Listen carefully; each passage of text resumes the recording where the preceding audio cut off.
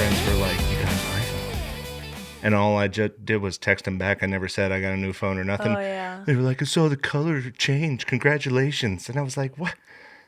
iPhone users are so snobby. They're so snobby. Well, have you tried to send them a picture? They'll be like, "Oh, your picture quality's not good." It's like, no, that's your phone changing it into a low quality picture. I get it. I'm sending you a great quality picture. I've experienced it before with video with Samsung, where I've received the video and it's a little grainy or it's a little weird, and then send it to an iPhone and it's a little bit better quality, but it's whatever. Use Messenger. I mean, you know what I mean? Like we have stuff for this. Yeah. And I think it depends on your carrier too. Like just how big of a Maybe. file it can send. I don't know. My kids are iPhone kids. Yeah. Like that was the beginning of the divorce. That happened before the divorce. My ex-husband and my kids got iPhones and I got an Android. That was a sign. You are already the outsider. Yeah. So now my kids and I talk to each other through Snapchat, which is really funny to a lot of people. But That's they're like sweet. my number one Snapchat people. Nice. Yeah, we have group chats. And you can video call on Snapchat. So we use that instead of FaceTime because we can't FaceTime mom. She's got an Android. They still haven't adapted FaceTime. See, this is what I'm talking about. Segregation through cell phones. It's Right. ridiculous. We got to... But Android, we can do FaceTime. It's just not called FaceTime. Right. It's called like video calling or something. I don't know. It doesn't have a name, but it's possible. Yeah. But there's so many different options now. It doesn't matter. Yeah. I agree. I don't know. What are we going to do here? Are you going to ask me questions or do you want to just talk? Or... I mean, I do have some questions too. Okay. Like I'll start off like this, okay? The last couple of shows that I've been to that you had your hand in have been tremendous successes, in my opinion. Like it's just been people, and a great freaking time. Yeah. I try to have it be a good time. Yeah. So I was just gonna ask, like, what's the secret to success when it comes to promoting shows? You know, especially around here. You know, I think it's kind of a tough climate personally, but I don't know. I just want to pick your brain on that. Promoting shows. Well, I've been doing it for a long time. I took a tip from Johnny. One of the things he said he was concerned about with the comedy festival last year was that he had stopped being a bartender. And he just made this comment about how when he was a bartender, he would talk about the festival all the time. And that got more people in the door than any marketing at all. Yeah. And I was like, okay, I got to remember that and just have no shame about when I'm excited about a show, tell everybody, mention it all the time. Anytime I see anybody, if I talk to friends, if I have clients come into my daytime business, if I'm out at a party, if I'm at a meeting for some reason, just mention that it's coming and show how excited I am and just talk about it for real. And I think in our community, which is small and word of mouth travels and everybody's hungry for entertainment, but they don't want to waste their time. Yeah. They really are looking like, how excited are you about this? Oh, you're super excited. And I've actually noticed that shows that I'm not super excited about don't get a good turnout. And I was like, I don't know if that's like, have I sent the wrong energy out into the universe? Right. But like, that's the number one thing. The other stuff is, luckily Sage DeLong is still helping me a lot with marketing. She's very creative with posters. So when I was doing it myself, I was really using a lot of like Canva, whatever, you know, the same templates everybody else has. But Yeah. Sage usually makes them from scratch. So they're a little bit more interesting. They're a little bit more fun, a little bit more eye-catching. And she also helped me set up an email list, which is great. Yeah. Because anytime we have a show, anytime Comedians Gone Rogue is about to have a show, we send out an email. Sometimes it's just like, hey, this is happening. And other times it's like, hey, here's a code for $5 or $10 off. So there is some incentive to be on the email list. But a lot of people, as soon as we send that email list, I get the Eventbrites coming in. So a lot of people are waiting for that email to find out what's going on. And then they want to come in. We've got this nice little core group of people that I have built. Again, I've built it over years. of people who will buy tickets no matter what the show is. If Yeah. they're free, if they're in town that weekend, they're going to buy tickets, which thank you. Thank you. You keep it rolling. And it's also really fun to have those same people in the audience Yeah. over and over again. I want to talk about that more though, because that's something that's special to our scene is having the same people in the audience over and over again. Yeah. But on the bigger things like the festival, I didn't do the marketing. I know you already had Johnny on here and he's like, I didn't do that show. But like, there's the three of us. And like, I didn't do the marketing. Taylor Reshka talked to every single person he knows, which, oh my gosh, I think he's not even from here. And he knows everybody in the whole Roanoke and New River Valleys. Like, what? Yeah. But he did a lot of stuff, and Johnny did a lot of stuff too about being on the radio and doing some podcasts and print media and working with the venues. Oh man, we've been so lucky. Me with Comedians Gone Rogue and with the festival, with the venues actually like doing marketing for us and with us. Yeah. You know, because it's just, all the ways. That's how we market it, all the ways. I got you. To the point of being a little exhausted. But for my little shows, it's the email, and then I post about it on social media all the time. And I've got Sage making those great posters. Yeah, they are. Yeah. Very great. The best show, though, Yeah. the one that sold tickets the fastest was Bo Johnson. He's someone to look at as to how he does marketing. None of us here do it. Nobody's got the time or energy. Okay. But holy crap. He makes these specialized clips, video clips with overlays on them for each location he's going to. And he sends them out. And they just grab people. It's great. He has just enough little interesting to let you know what's going on. And Okay. but one day, Yeah. when I get Sage back down here and can hire her full time, I'll have her make clips and stuff like that. But like, Yeah. I hate making clips. I hate it so much. Like more than I hate it. Yeah. I hate it. I hate it. Winston Hodges was like, do a clip every day for a week, and that's your challenge. And I did it, and I was like, I am never doing this again. This is horrible. Yeah. Yeah.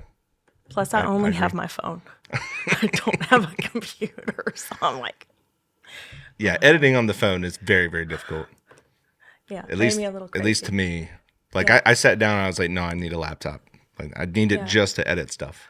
Well, and the auto captioners, they don't pick up on my accent at all. So I'll be saying stuff and it doesn't say anything like what I said. And so I'm like, oh my God, I got to go back in and edit all this stuff. Yep. Then you're like the person in court who like has to do the Yeah. Anyway, stenographer. that's my very long answer to your really simple question. Absolutely. So we're approaching the new year, right? It's December Yes. 15th, I think, Yes, today. something So like that. so not that much longer left in the year. Give me highlights that stick out in your head, like the top 3 highlights of Comedians Gone Rogue this year that you're like most proud of. Maybe it was a show, maybe it was one of your performances, but like whatever you're most proud of. Give me 3 things. Oh my gosh.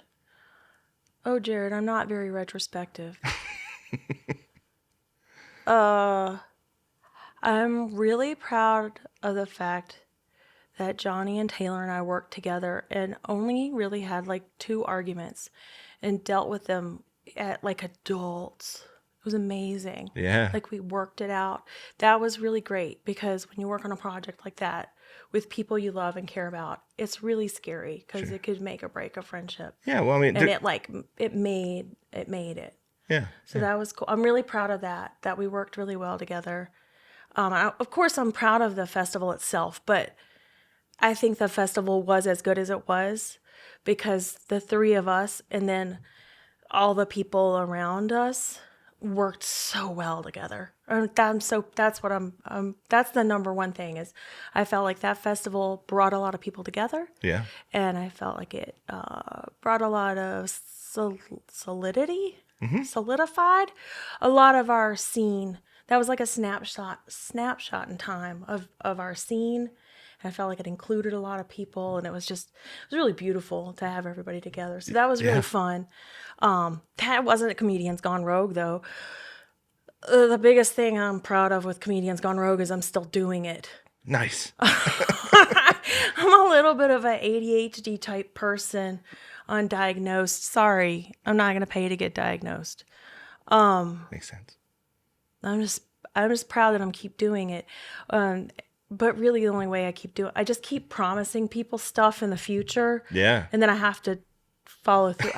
I like to be reliable. Yeah. Like I'm really paranoid about not being reliable. Yeah. So if I promise that I'm going to do something, then I follow through. I love it. So thank you everybody for asking me to do something in the future. Yeah. That's how the January show is going. How did the rest? I don't know what else happened last year. Yeah. I got fed up with nobody picking up an open mic. I had to shut down my open mic at the Beast of Blacksburg for a few different reasons. And I was hoping somebody else would do one. And then, I felt like I was bound up, like I had a spell on me, and I was like, no, don't start another open mic, don't do it. But then my body was like, you have to. And I had this beautiful opportunity, and I knew that if I just asked JH Bards if I could come in, they would say yes. And so I finally, like, my willpower gave out, and I asked if we could do it, and they said yes. And I was like, no. It's a lovely room. It's so great. I love the room. It's so great. Yeah. Why won't anybody else run an open mic in Blacksburg? Yeah, I don't But know. it's so great. Last week we had so many people show up, and it's such a cozy little venue, and it's so cute, and it's so, like, the photographs from there look so cute, and the bartender's funny, and it's just Yeah. and And he makes a mean old fashioned. so good. You know, it's funny. I don't even drink, and I'm like, he makes me a special cocktail with like a half or a quarter of a shot in it, just like I love whiskey, but I can't drink it, so I just have like a little kid-sized cocktail. I love it. I was walking into ABC the other day, and this girl was sitting inside the ABC store just a little to the right. And as soon as I walked in, I just hear, "Sir." I turn, and it's a girl with 3 whiskey bottles. She's like, "Would you like a sample?" And I was like, "This is what we're doing now? We're giving away samples at the ABC?" I was like, "Yes, I would love a sample, whatever you got." And she was like, "Would you like the rye or would you like the whiskey?" I was like, "I would like to try them both, please. Make it a double." You know, and so Did she let you?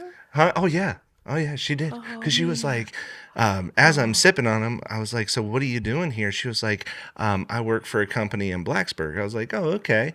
And so she was like, "Yeah, it's for JH Spirit." And I was like, "Where do I know that?"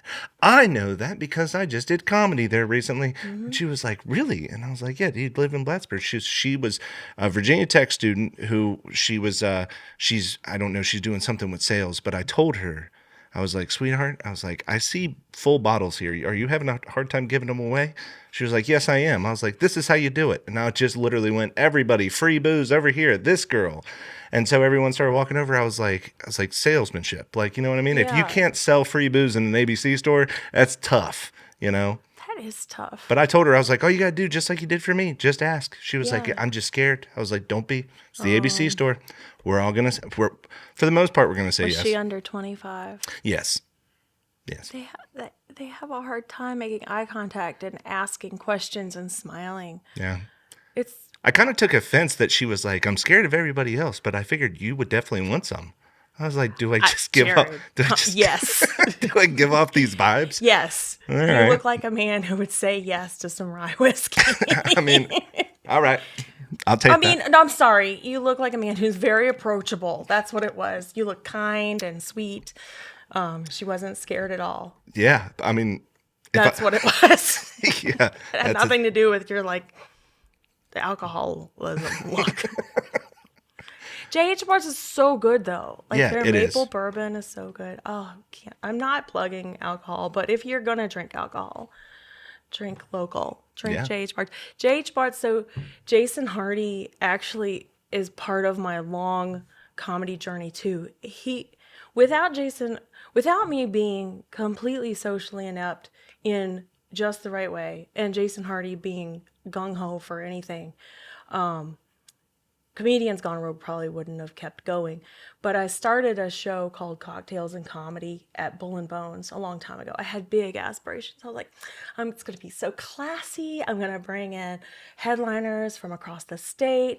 It's going to be Cocktails and Comedy. Or Robbie Hockett made special cocktails based on the headliners' jokes. Oh, okay. So it was like, we had little laminated menus and had this beautiful, it was just, I had ideas. Let me tell you, Jared, like ideas. The first show, like 3 people are paying attention. Everybody else is playing pool in the back because it's a bar show, right? So I was kind of like, ugh. But some of them were successful. But one of the reasons I was able to keep doing it is, for some reason at Stepping Out, I was walking around. I was like, I'm going to ask that guy if he'd like to sponsor a comedy show. He seems cool. He had a little booth with J.H. Bard's Spirits. And I asked him, he was like, that's exactly what we want to do. And so he would pay me to mention his spirits for Cocktails and Comedy. And Andrew Gustafson would make little jokes about getting drunk, and we would say them. We would do like a sponsor call out to our sponsors. That's awesome. But that's how I got to bring Cliff Cash into town the first time, and some other stuff. So okay. I'm almost to where I thought I would be. That was like 3 years ago. I don't know. I'm almost to that level. I love it. Anyway. Tell me about Blue Ridge Comedy Festival. Oh, I just got back. Yes. That was fun. This was the second year I got to go, and their format was different this year than last year. They did some things very, very right. They put me up in an Airbnb. Ooh. Which was nice, and I got to stay with another comedian, which was really cool. That was my favorite part of last year. Was I asked Meredith if she had a place for me to stay, and I ended up like, I don't know what to call it. There were 3 of us staying in one apartment, just because we were like, Rippo, can you let us stay here? And that was the best part, because just like hanging out in the morning, and then I was the only one. I had a car and Ben didn't, so I had to drive him everywhere, and so we were just talking all the time, and I got to hear all his background stories, and Compton gave me a lot of really good advice. So this year I stayed with a woman named Shauna from Oklahoma, and so that, again, it was just fun. Nice. Just talking about stuff. There were a lot of women comics, which I'm super excited about. Yeah. Women comics talk about different stuff. It's so funny. Like, I was hanging out with some dudes, and we were talking about cameras, and they're like, Katherine, what kind of camera do you use? And I was like, my brain's like, sometimes I remember to use my phone. But the women, we were like, so those jeans look great. And they're like, it's elastic waisted. Like, oh my God. And we were talking about hair ties and how to get your hair full of volume without too much effort, especially if you're driving right to the show, how to make it look like it's just came out of the curlers. And we went to a library and had tea for a couple hours between shows. Oh, that's sweet. Yeah, it was, I was like, what's happening to me? We showed pictures of our cats to each other. It was so feminine. It was so girly. I even got to achieve a lifetime goal, which is to sing karaoke with other women. I felt like such a girl. What song did y'all sing? What's Up by 49 Blondes. We screamed it. It was lovely. It was a moment. Absolutely. Yeah. Oh, I felt like such a part of things. Oh. That sounds like a very special time. Yeah, it was. But Sean and the crew did a good job. Man, yeah. I don't know what else you want to know about it. Have you been to a comedy festival before? Just Roanoke's. Okay, so the way Blue Ridge works, so Roanoke's is a curated show. Okay. Like, the 3 of us figured out who we wanted to invite, and we specifically invited. We took a few tapes and watched them. Like, people sent tapes, we watched them, and then from that, and also, but mostly from what we knew. Yeah. We pulled people in. Blue Ridge accepts submissions, and then I think they said they had 100 and some submissions, and then they took 24 people from that. So they had a team that watches watch the submissions, and that's how submission festivals seem to work. Yeah. Everybody has a different number of people looking at the submissions, a different way of doing it, but yeah. So I just sent a tape. A few people watched it. I made the cut. Nice. I got to go in. Yeah. That's great. I feel proud of myself. This year was different for me personally because I felt like I was like actually like hanging with the comedians I was with. Last year I was definitely like little sister vibes. Like, how do you guys do that? How do you remember your set? How do you write? What do you do? And like everybody was so funny. Like so like beyond my ability funny. And then this year I was like, oh, I'm catching up. Nice. I'm almost mediocre. It's pretty cool. I love that you have that feeling about yourself because I think so often because like that's what makes you want to continue to achieve, right? Because you know you're great. Like especially too when you sent me your set, you can't go back and listen to the laughter and listen to your jokes and your timing and your cadence, how you hit. I felt like that was a great set. Jared, do you know any comedians? I looked at that set and I was like, why didn't I start off with the cuck chair joke? Why didn't I talk faster? I could have gotten so many more jokes in. Why did I cut myself short? Why am I talking like it's Eeyore? Why did I told the Christmas tree light joke and then just let it sit for like so long? Why? That's not even a funny joke. Come on, pick it up. Go. No, I didn't look at that. And I was like, oh, I'm so good. I looked at that and I was like, of all, I did 3 shows. I did 3 shows over the festival. That's the only one that got recorded. And I'm like. And I still think it was good. I still think it was good. Thanks. Yeah.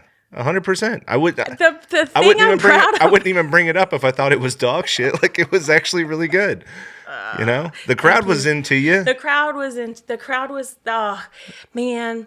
All 3 of my shows at the comedians before me just handed me the crowd. Yeah. Oh, the first show on Friday night, I was out in the car before the show on the phone with my buddy Andrew, just like, here's my set. What should I do? And I'm like doing some last minute cuts and I'm like, should I do my tried and true? I've got these new ones, like just working out all these details. And I had this set and I had run through it. It's exactly 8 minutes. That's how much time I had. And we did a little bit and I was like, okay, I'm feeling good about it. I go in. I don't know how familiar you are with my jokes or if anybody out there even cares, but I go in and there had been somebody talking about Hindu cows before me and everybody had been just great, but very different. Every person that went up was different and everybody had so the crowd had gotten into this rhythm of like, okay, new voice. Okay, 8 minutes. Okay, new voice. Okay, 8 minutes, new voice. Nobody was in a lull. Nobody. And so I get up there. This is totally from running open mics all the time. Megan can't get the microphone into the microphone holder, the stand. And I come up and I'm like, you have to finesse it in. And I was like, oh. Man, I was going to be a lady during this show, but I just start gargling the microphone. And it was the right crowd for that. Yep. That's great. And then the rest of it was easy. And I did my joke about the animal deities. And they had already been educated about Hindu cows, so that joke felt like a callback, but it was just my joke. It was magic. It was just this magic. That was actually going to be my question: is did you still stick with that joke? Did you still tell it? Like, this is what I'm bragging about. Can anyone ever steal your thunder by like picking a subject that's exactly like yours, but your punchline's different? You still go with your joke. No, I still totally went with it. Damn right. And it hit harder because it felt like I'm guessing as an audience member, it almost felt like I was calling back to his joke. Absolutely. Which feels like ad-lib, but really it was just kind of part of it. The funny thing was, though, I had spent so much time like trying to work out the 8 minutes. So I have it written out on my paper this big. Just the audience was so great. And they laughed so hard I couldn't keep going. Like I lost control of them. I got this much done. I did like 3 minutes of jokes. Yep. That was it.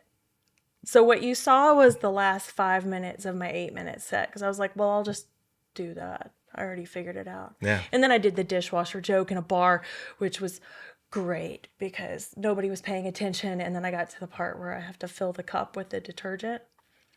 And I went full out because why not? Yeah. And then apparently the entire restaurant got very quiet and very confused about what was going on in the back room. Well, Which is exactly what should happen during that joke. exactly. You should have Listen paid to my attention. jokes. Yeah. If there are comedians in the building you're in, you should stop what you're doing and listen to them. attention. Otherwise, you're not going to know why the fat middle-aged lady in the back room sounds like she's either birthing a whale or having an orgasm. I feel like they sound the same. I think so. Oh, maybe. I don't know. You've got good microphones. I'm tempted. That's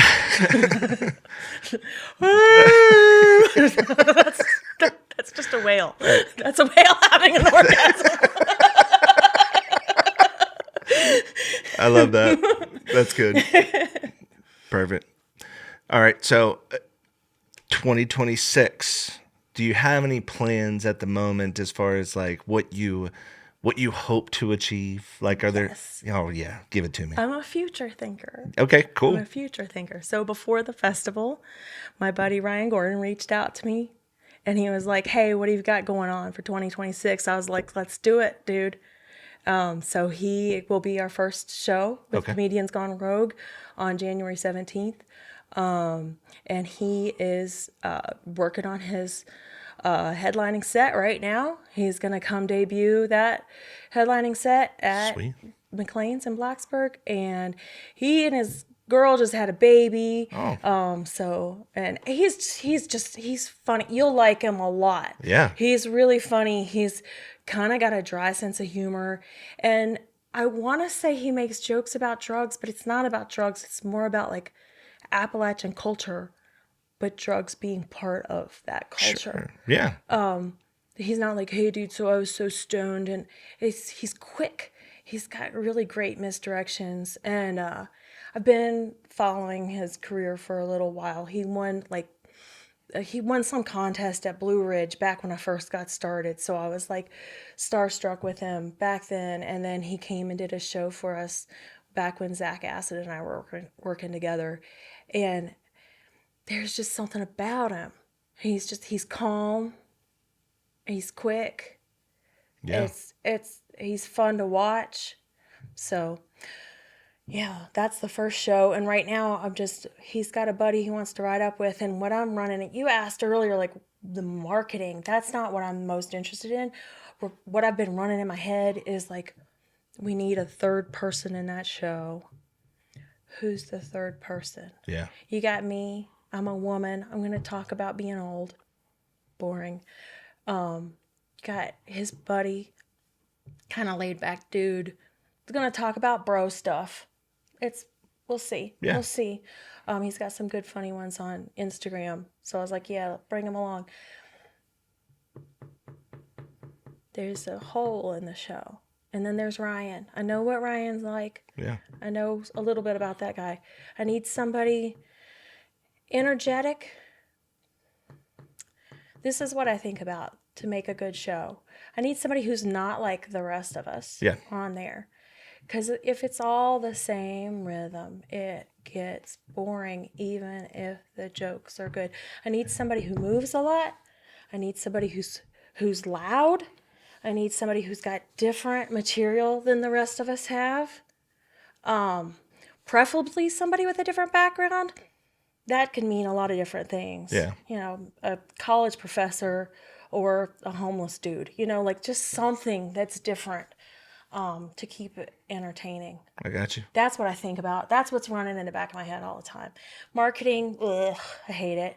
But like how to put together a good show that keeps everybody entertained the whole time, that leaves people going like, wow, that was a good show. I want to come to the next one.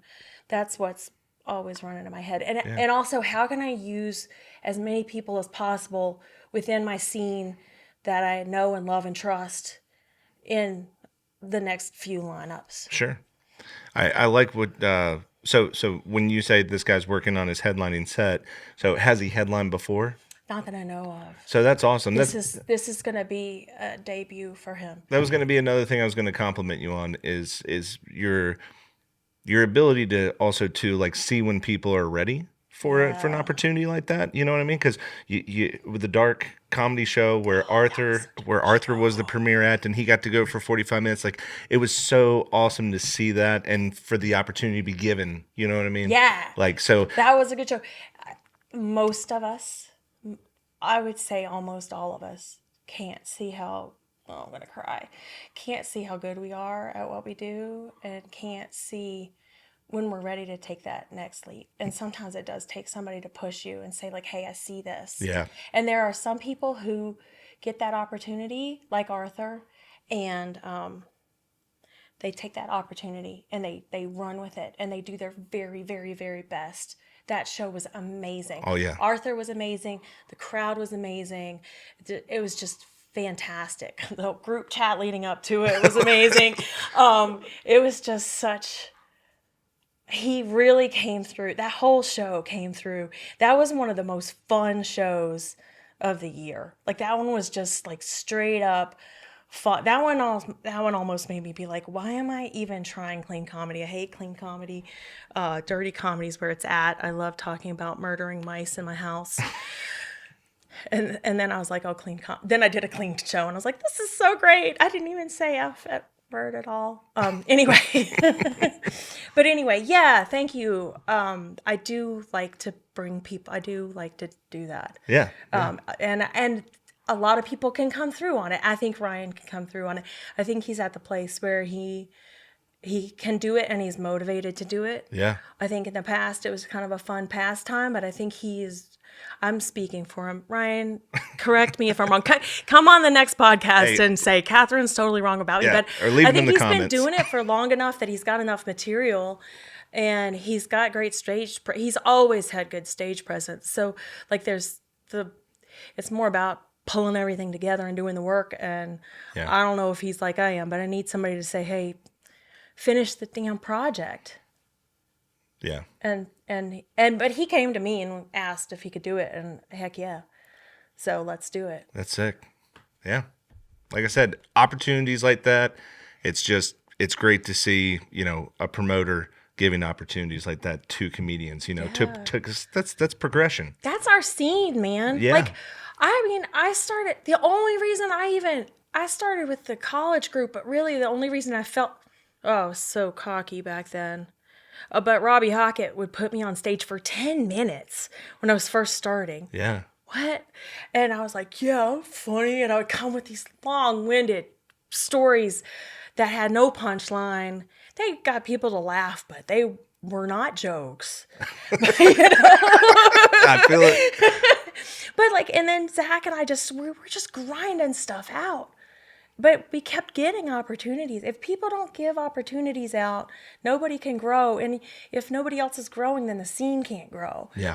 I can't do what I do. Why run an open mic if there's no other comedians to come to it? I can't do what I want to do unless the whole scene is growing. And the only way to grow it is to pull people up with you. Yeah. So absolutely. I'm really into that. I'm well said. Super excited. The March show is going to be...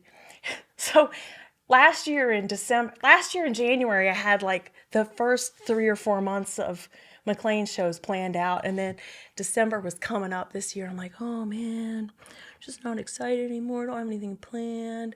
And then within the last week, I've got January, February, March figured out. So awesome.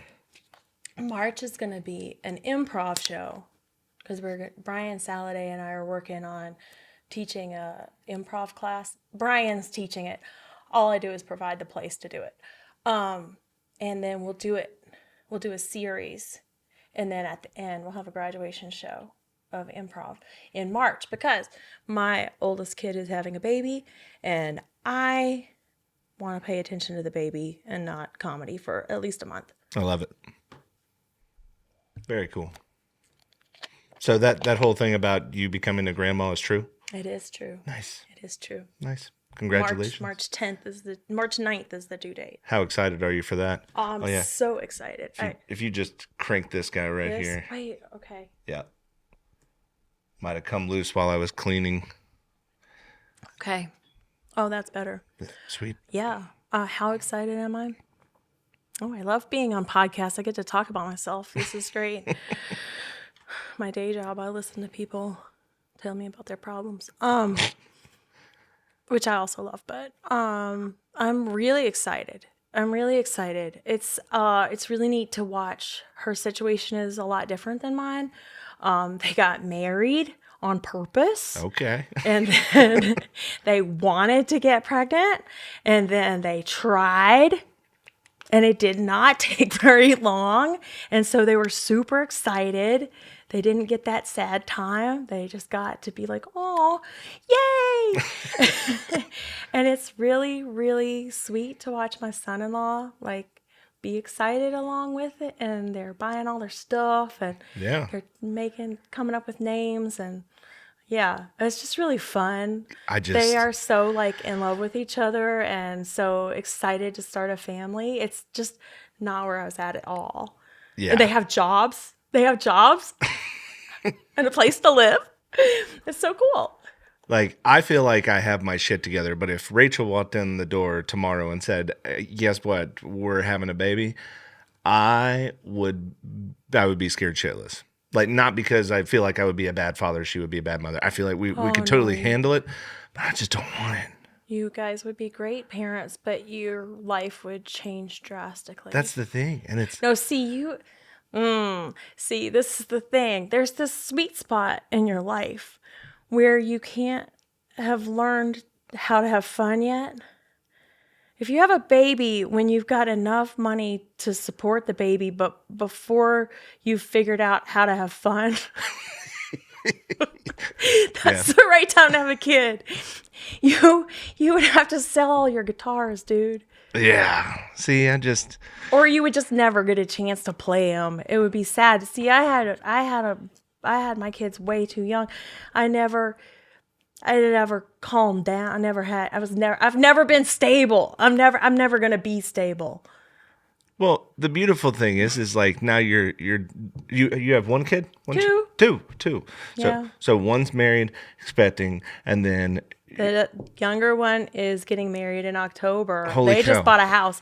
No, my kids are like growing up. They are like, oh, we're adults now. We're gonna be adults. do you feel like now you're going to have a little bit of time to kind of catch up to the things that you wanted to do maybe No. younger? No? No, because of the grandbaby. Okay, yeah, No, yeah. I thought I was gonna be selfish, like completely. I mean, I'm a selfish person, but I thought I was gonna be like selfish Right. for a while. But then I can't help it. It's biological. This baby, I'm like, oh, I see it. I see I'm it on making you. space Like as you're for talking the baby. to me. Like, I don't know. Like, if Elizabeth watches this, she'll probably be like, Mom, oh my God, we don't need you. But I want to be available. Yeah. Like, I want to be, that's the number one priority, is to be available to my kids come before anything else. Luckily they don't need me very much. But if one of them called me right now and was like, Mom, you want to go get your nails done with me? I'd be like, oh, yes. 100%. I love it. So yeah. Very Yeah. cool. They're really cool people though. Like, that's the other thing. They're really fun to hang out with. So it makes it easy to drop things to go help them. And they really don't need anything ever because they're very self-reliant. So I have to like beg them to let me help them with stuff. So that's nice too, because they're good people. Do they have your sense of humor? They're funnier. They're way funnier than I am. Okay. They're so funny. If you hang out with the two, oh man, they're so funny. Listening to the two of them banter with each other, it's great. It's the best. Awesome. Do they like my sense of humor? No. But my youngest did bring their now fiance to one of my shows as like, I think one of the first dates, which is bold and brave. But yeah, they're wonderful people. Gotcha. I do have to tell you that I've been watching. Did you ever see the movie It? I watched the new version of it And the new recently. version. Sweet. No, I haven't seen the old version. Okay. So I will tell you this: if you've seen the new version, the old version, I mean, Not it's good. it's not scary at all. Okay. And not even the least bit Okay. compared to the new one, right? Like I guess there were two of them. The first one I thought was scarier than the second one, but now they have a new show called Welcome to Derry. Dairy. Thank you. Welcome to Derry. Why is he talking about horror films? No. It's a My new children. No, it's a new TV show. Yeah, Yeah. I know about it. I Oh don't watch my it. gosh. Why? Don't. Go ahead. Did you find it to be scary? Did you find the one that you watched? Was it scary? To you? Was it scary? It was fine. Okay. So this show is freaking nightmare fuel. Okay. Like it's actually super duper scary. And I don't scare easy, but a lot of the stuff I'm watching, I'm just like, I'm gonna have nightmares now. Great. I'm not really scared, but things like that It's happen. like getting in your head. Oh my gosh. Like I started like, you know how after you see something scary and like you open up a door and you're looking out into like a shadowy and you're like, and you can almost Yeah. visualize it coming Yeah. out. That's what it did to me. And I don't like that. You know? I'm sorry. I need to watch something like on Disney, you know? Yeah. Just to kind of Or clear maybe just the mind. color. I don't know. Yeah. Hey.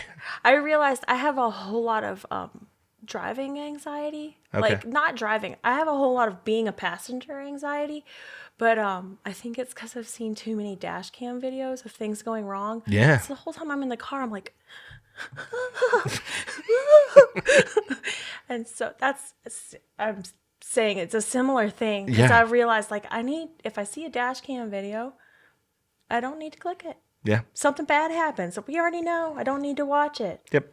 Yeah. That's why I don't like flying in planes because I've seen too many plane crashes. Scares me to death. Yeah. You can't think about that stuff. No, I mean, I'm so curious though. Like, how did we get? What is the segue between my children? Is there a dead fetus or something in the show? Or is there? yes, there That's is. my big fear right now. They're actually. Oh God. They're actually. Okay. Yeah. Oh, See, I can't watch that. It gets crazy. right now. Like no. Like the spoiler alert. But like at one point, an arm shoots out of the lady's vagina, and it is like a huge mouth, and it grabs the kid and it's pulling it towards it. Oh. And you're just like, yeah. Oh no! So now when you go down on Rachel, you're like, don't grab me, little fetus monster. Yeah, I'm definitely watching out from now on. But that part wasn't that bad. It's whenever like, you know, the thing like gets up and the way that it like moves and stuff and the look and the sounds, it's just it got me. It actually got me. And What's that movie with the dancers? It's not a Key and Peele, but Jordan Peele movie. There's one where there's dancers underneath. So okay, but you're not asking me this question, but I'm going to tell you anyway. Yeah. So I was married for a long time, and that person wouldn't watch scary movies okay. with me. And I don't like to watch scary movies by myself. But every now and then I would go ahead and watch a scary movie by myself, but very rarely. And then I was with somebody who couldn't watch scary movies. So I watched scary movies. And now I'm finally dating somebody who likes scary movies, who has watched scary movies, and who will introduce me to the best of scary movies, which is why I've watched it. Sweet. And the Pearl series, and the one with the girl that Swedish. Oh, that was my favorite. Midsummer. I love movies like that. Oh, I haven't seen it. it's like she's trapped. Can she get out? Oh, and Ex Machina. That's one of my favorites. Is that a horror movie? I don't know. Have you seen that either? That's not like a that's like a, oh my God. How did I thriller? get out of that? Yeah, it's scary. Though it's scary. See, I saw a movie.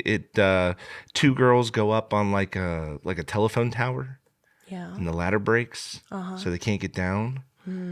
Scariest movie. It scared me, like hurt me, because I hate heights, and the way that they filmed it, and they're so high up, they're like 950 feet high. I'm dead serious. I was dead serious. I almost had a panic attack. Yeah. Like, because it was just, you're stuck up there. There's no getting down. No one knows where you are.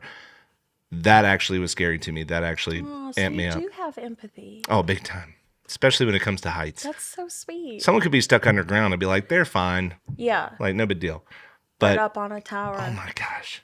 It's got to be. I mean, it was That's terrifying. fun though, isn't it? Isn't it fun to just like feel terrified? I I think. love movies that make me like actually scream. Like I love if they get me to actually like Yeah. then like real scream, I'm like, yes, you did it. Or it makes you Because jump. so rarely am I Yeah. like actually afraid. It makes me feel a little bit alive. And I'm like, okay. Because they always, like, well, how much pain are you in? 1 to 10. And like, I don't know what 10 is. But like, okay, that's a 10 of scared. That's as much as I can handle. For Like, I sure. want to know where the top is. So I love it. I think there's nothing better too than seeing a scary movie with like that moment when like Yeah. multiple people end up, just jumping. Like I love going to movies when the audience is like so into it that like I saw Pirates of the Caribbean 2, and the scene in the very beginning when Jack Sparrow like shoots off the bird from the casket and then he opens it, the entire crowd started clapping and cheering and wooing. And just in that moment, I was just like, this is so cool, right? You're getting to Yeah. watch it with people who are actually like really into it, really enjoying something. So I don't know. It's just that, It's fun to be a human. yeah, especially when It's fun to everyone's be on a the same human page. with other. I mean, and going back to comedy because that's how we know each other. But like, Yeah. that's what I love about. That's what I love about live comedy. Like, I like to watch stand up on Netflix or whatever. But usually when I'm watching it on Netflix, I'm like, I've got popcorn and I'm just like, and I'll be like, that was funny. But like when you watch a real person doing a real thing in real time, interacting with other real people, Yeah. watching a moment that's never going to happen again, it's just like, it's the best. Yeah. It's the best. It feels so good to like make eye contact with somebody and be like, did you see that? Yeah. That was great. For sure. Oh my God, you were just on an amazing show. I had such a blast. I was so glad that I didn't have to do anything. I was like, oh, I get to go to a comedy show and I don't have to do anything. It was so great. And I got to see, because it was you and Choutbout and CeeLo and Jordan B. Oh, that was so fun. That was an amazing like, show. oh, It was and fun. that was a room where like, oh, the audience is ready for this. Oh, Like, yeah. Jordan brings his people, his whole family's there, and all of AJ and his friends, and it's just like, oh man, this is gonna be so good. No, that was one of my favorite shows to be a part of, just from like the energy at all times was Yeah. just up, Yeah, you're like in a pillow, like a velvety pillow of laughter that just didn't stop. Yeah. And also too, there's nothing quite like when you, because I didn't know how I was going to open the show. Like I really didn't. I had the rest of my set, but I was like, it's one of 4 jokes. We'll just figure it out. Yeah. And as soon as I got up there, I decided to tell the joke that I did, the weight loss joke. And when you have to wait like this for 40 seconds to talk, you pick the right one to start out with. Oh, that just made me feel so warm inside. Like, just like, yes, from here I got this. Like, I got Feels it. so good. Yeah, You hear like, wee. 100%. Yeah, yeah. Oh man, you had the best line of the night though.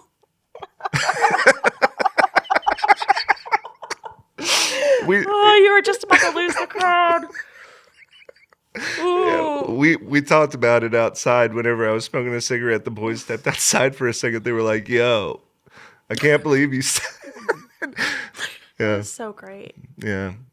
I said on stage, I was the darkest motherfucker there. Yeah. Yeah. On an all black lineup. But it's true. Yeah. 'Cause you were the darkest motherfucker there. Yeah. That you go dark. Listen, I love it. It's my, like, that's the one thing that I told myself in the very beginning of this is just like, do you, and because I don't actually, I never kid myself and be like, oh, you're going to be a professional comedian one day, kid. But I'm always just like, you know what? Do what you want to do. Do what you want to do. If you like this, it's a hobby. if you like this and you think it's funny, rock and roll with it. And trust me, I run every single joke by my mother. Every single one that I write. I just wrote a write-up. Another producer in another area was asking me for mini write-ups about each person that I was recommending to her. And I was like, oh, I don't have my phone with me, right? It was like, Jared runs real dark, but he always winks to the audience that he loves his fiance and his mother more than anything. Like, I think that's such a beautiful way that you write it of like, yeah, I'm up here talking about murdering children, but it's a joke, guys. Yeah. I love my mother. Yeah. You know? Absolutely. And it just gives people a little ease to know that you're actually a human back there, not a sociopath. And now that I know you have empathy for people in high places. There are times too when like I say to myself like there's no need to go dark with this crowd. You know what I mean? Unlike cuz I have what I would call my heavyweight dark jokes. Yeah. You know, where it's like okay, we're going on a totally different maybe niche crowd. So most of the time I'll put those in the pocket unless what was happening at that show was happening. And that was I was like, okay, This is dark. I'm doing a little too good right now. Let me see just how dark I can go. Yeah. Took him to the edge, and then that's when I was like, all right, now I got to recover, you know, a little bit. No, that's where you're playing. Because if you don't play like that, what are you doing? Exactly. Just repeating lines that you wrote before? Boring. And You might as well be in a play at that point. That's not what stand-up comedy. Stand-up comedy is playing with the audience, Yep. seeing if you can get them, interacting with them just enough, giving them just a little bit of power. Like it's just beautiful. Like it's a conversation, and that's why it's always different. Yep. You can get up and tell the same jokes over and over again, but it's always a little different. I love that. That's a great question too. Is like, what's your advice on keeping things feeling fresh? Because it's so hard to me. It's hard to write good jokes. You know what I mean? Like, Yeah, me too. It's hard to write. It's hard to write a good joke that you're like, I back this 100%. Everyone's gonna laugh at this every time I tell it. Obviously, There's not. Is there ever a joke like that? So the dishwasher joke is my go-to. Like, whatever, I'll do the dishwasher joke. People laugh at it, and I've done that before, and like nobody laughs. I'm like, what did I do wrong? Like what? I got the cup chair joke. That one freaking that joke. I don't know what I'm doing. Sometimes it works, and I told it at the open mic, and everybody was just like. But like usually it's like boom. Yeah. So, I don't know. There's no 100% joke. I more mean the feeling of like whenever you write the joke, you're like, oh, I got something here. Well, I chuckle out loud in my job where it's inappropriate to chuckle. I laughed today because, well, that goes back to something I was going to say before. Because a lot of us have the same audience over and over and over again. For me anyway, I'm always writing new jokes. I'm always coming up. Every month I have to have a new host set or a little twist on what I've done before because it's the same people. I have one joke that I tell exactly the same every time, which is kind of an in joke with the people who come all the time. Yeah. But then everything else is new. Or some new rearrangement of it. And that's something that's very special to our region, our scene, because we're not bouncing around from club to club or bar to bar. Yeah.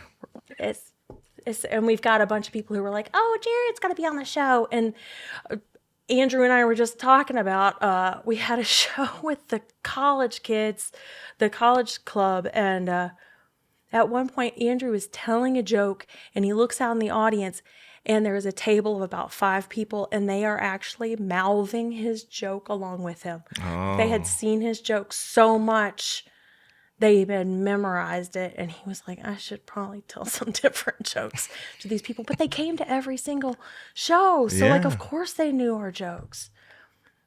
I mean, I don't think there's anything wrong with that, the fact that they're still showing up and know the joke. Well, Andrew writes quality jokes. Sure. Yeah. Andrew writes, and his secret is he used to, he had a very popular Snapchat story that got picked up when he was in undergrad. And it was like a science-based 1 joke a day thing. And so he kind of got forced to write a joke every day his entire undergrad, so he's had a lot of practice. That's writing a lot. Jokes. Yeah. It is. That's a ton.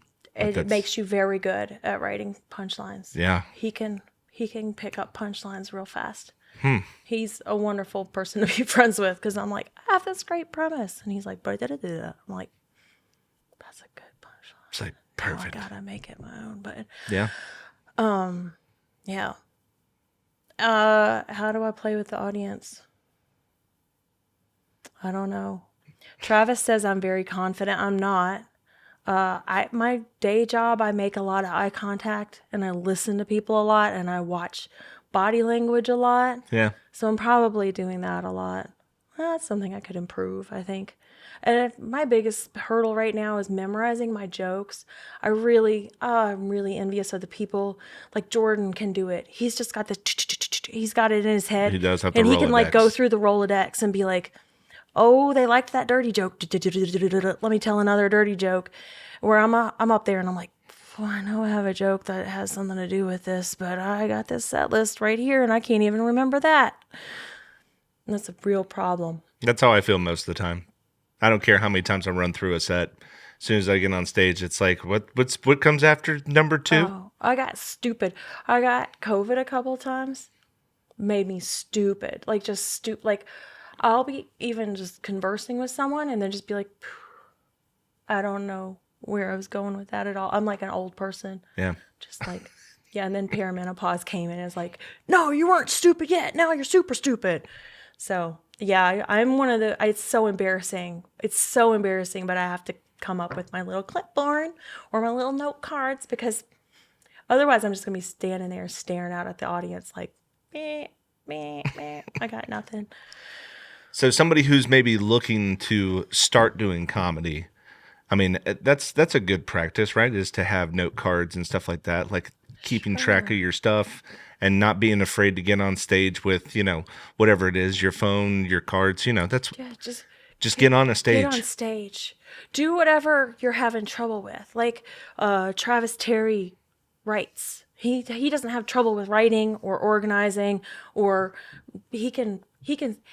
that man can sit down and be like, I'm going to write jokes about the Transportation Museum. And then by the end of the day, he has 5 minutes on the Transportation Museum. It was great. And that's his 5 minutes. He's got it. He punches it up a little bit. He plays around with it. That's so cool. Where he got stuck was getting on stage and actually saying it out loud. Where he got stuck making eye contact with people in the audience. So find that place where you're getting stuck and just do it. Because the biggest mistake you can make is staying stuck. Yeah. Why? I mean, unless you want to stay stuck. Right. Some people do. Sure. But like, if you have written these amazing jokes and you know they're funny and you just want to get on stage and tell it, get on stage and tell it. Yeah. And you can get up there and be like, and then get off stage. Yay, you just got yourself unstuck. Yep. And then you just have to do it again. Yeah. I've talked to 2 people last week who like they had seen me do the podcast and they were friends because they messaged me on Messenger and they were like, hey, where can I do comedy in Roanoke? And I was like, these different places.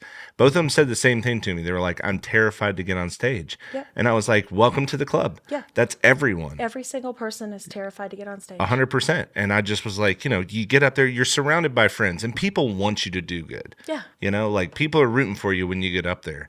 And even if you're nervous, sometimes like whenever people get up there and they are so nervous that they're we can see that they're uncomfortable. Sometimes those jokes land a little bit better. They do.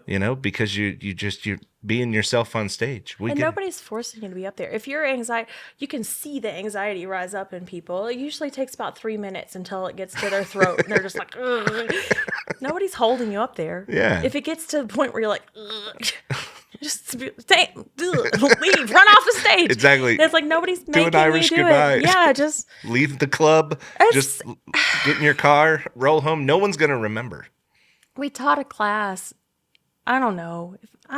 If anybody asks me advice about like how to do an open mic, writing jokes is a huge, vast thing and everybody does it differently and there's a ton of books about it.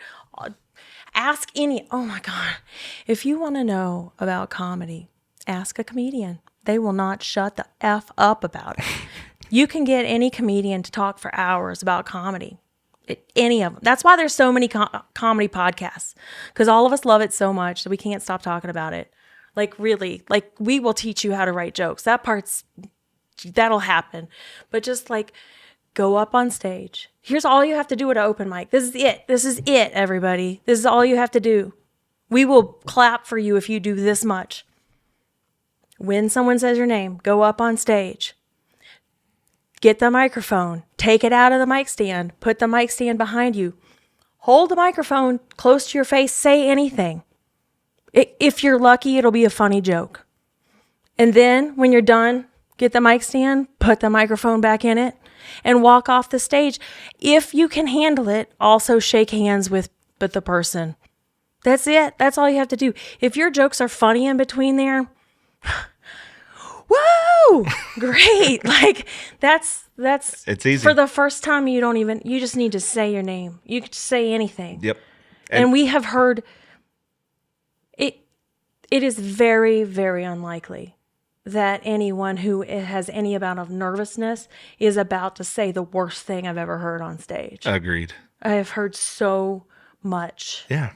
Some of it is horrible. Well, and also and some of it's horrible. I'm not going to name names because I don't want anybody to feel like, oh my God, was it me? It wasn't you. You were always wonderful. Some people showed up to stage and they were like, not great. And you watch them, you cheer for it anyway. And then they come back like a few months later and they're pretty good. And then they come back a few months after that and you're like, dang, they figured it out. You know? So that's another thing. Like, I'm not going to judge anybody who's getting up on stage the first few times because they haven't figured it out yet. For sure. No, it takes a while. Yeah. But there are a few people who get up and they're like, oh, that's funny immediately. That's super rare. Yeah. They probably talk to themselves in the shower a lot. Yeah. You know? Yeah. And because so many people on this podcast have said, you know, it's not easy, which it isn't. It's not easy at all. But, you know, I will say this. You have to almost I have to have like an outer body experience almost. Whenever the part is coming when I know I'm going up. I have to pretend like it's not me. It's not me. I'm not going up. And then they call my name. And then I go up there. I'm nervous. And then as soon as I put the mic stand back behind me and I turn around, it's like, okay, now all I got to do is just make my voice go. You know, That's it. And then as soon as you start, it's a lot easier to just keep on rocking and rolling. Because I will tell you, for somebody who I would not get on stage for anyone to play music. Ever. And I'm not a bad musician. Really? I'm not a performer. You know, that was really interesting because with the Blue Ridge Comedy Festival, there's, of course, tons of comedy. But traditionally, the last thing on the last day is karaoke. Yeah. And it was really interesting to watch a bunch of comedians be like, oh, I'm scared.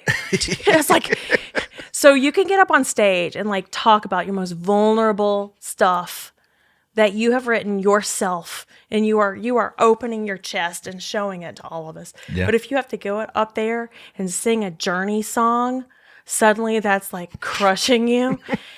It doesn't make any sense at all. I think it's a different muscle. It's a different performance muscle. But it's interesting to hear how you get on stage because that's not what going through shows that I'm worried about. That's not it at all. Yeah. But I think everybody has a different, like, spiritual experience. For sure. Like a different way of dealing with stress. Maybe I should make it so deep as spiritual, but... No. I think spiritual is, because it's a deep thing. Like, it really is. And you are harnessing... Like, I do feel sometimes like I'm like, oh, just come to me, Muse. Just do it. Yeah. Here we go. It's all in there. Make it come out of my mouth. That sounded dirty for some reason. I was talking about God, y'all. But like, I have learned methods to deal with anxiety in my life. And I've learned that if I get in touch with my feet, I feel better. So if you see me in the back of the room before a show, like doing this, I'm like, I'm in my feet. I'm in my feet. I'm in my feet. I'm in my feet. And it like pulls the anxiety down. Really? Yeah. And I'm like, okay, it's not there.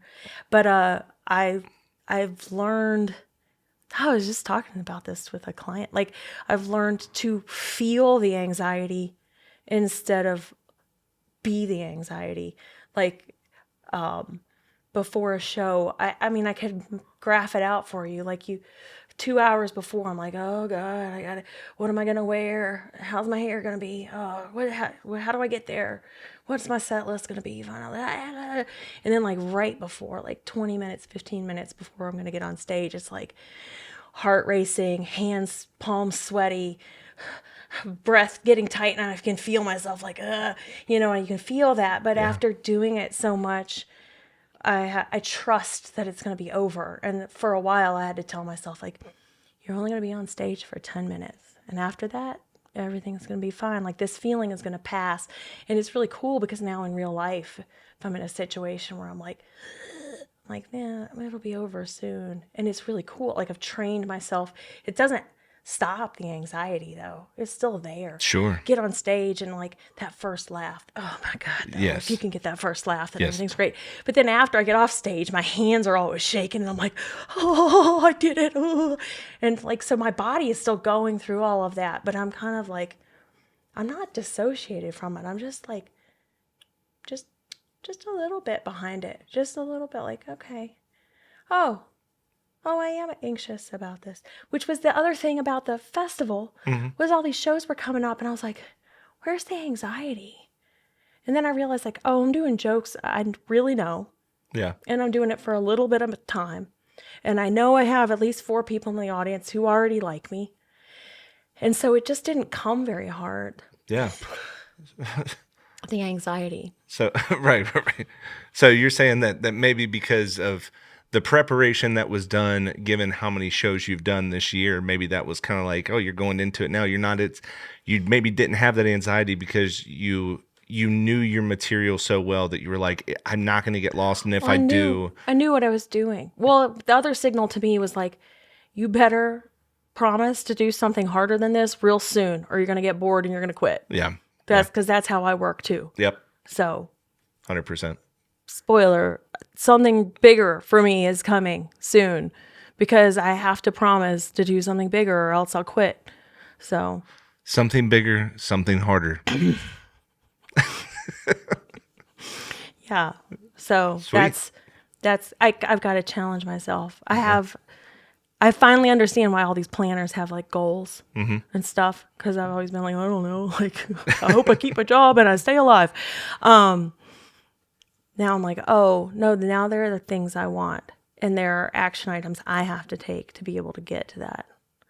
Okay. So the 2026 is like actually mapping out goals, which I've never done in my life. I mean, maybe in college, but that was all laid out. Like you have to take these classes. This is like, there's a thing I want and I'm going to try to get it. Yeah. But I have to do these other things first. Yeah. And if I don't do these, I'm going to fail. I don't want to. I was about to say, you're self-employing yourself. Yeah. You know what I mean? Yeah. Yeah, I'm excited about it. And with you saying that it matters to you to be reliable to others, I'm sure just as much as you being reliable to yourself. Nope. It's just not. Nope. Zero. There's nothing there. I'm telling you, like I went from being a college student to a mom. I didn't learn how to take care of my own needs. No, it has to be external. Well, it sounds like that's what you're going to be doing on 2026. In 2026 is working I'm going on to try. I'm going to try. I have some good friends who are like, pointed out how much I have been neglecting my own growth.